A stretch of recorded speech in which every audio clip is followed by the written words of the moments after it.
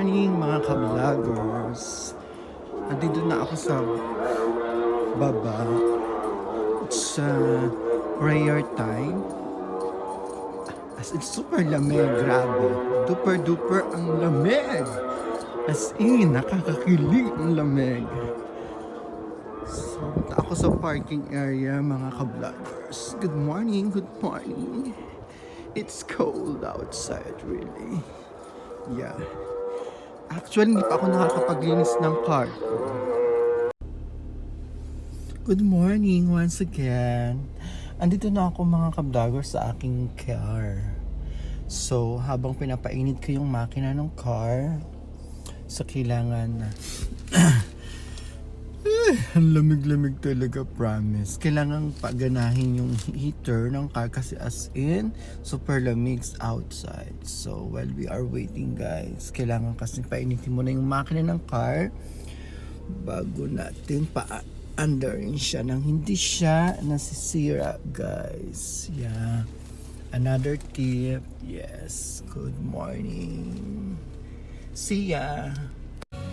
Good morning mga ka-vloggers. Welcome back to my channel. Now it's Thursday in the morning. It's 5:21 p.m. So it's super cold outside, guys. So naka-heater ako ngayon kasi it's freezing outside. My God. Look outside, mga ka-vloggers. Look at the sky. Look out the cloud. Yeah, it's... Yes. Ang lamig-lamig. Promise.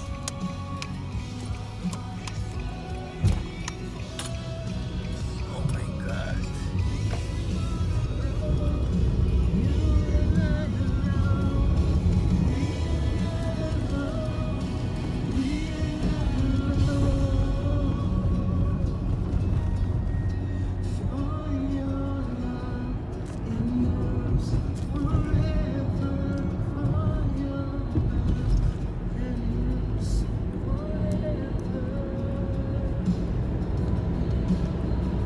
So kung napapansin nyo guys, outside, konti pa lang yung mga mga sasakyan as of 5:22 a.m. Pagka ganito start ng winter, konti pa lang yung sasakyan sa highway. Yes, it's nice. May mga pasaway lang na dumadaan sa gitna ng kalsada.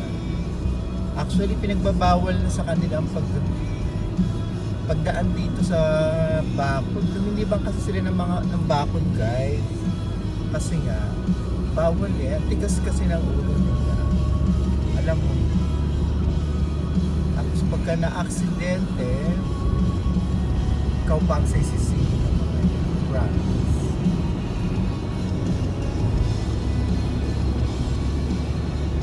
This is the street lights, mga ka-vlog. Super liwanag talaga dito sa Saudi. Unlike sa Pilipinas, highway lang talaga yung may mga ilaw. Pero dito, as in talaga maliwanag.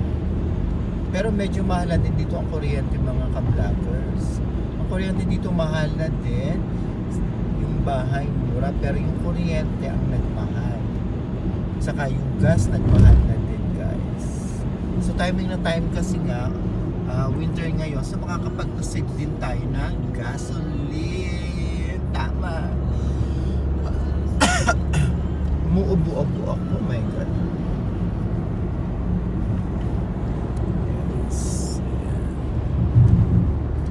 I'm driving my car is Nissan Sentra semi-full.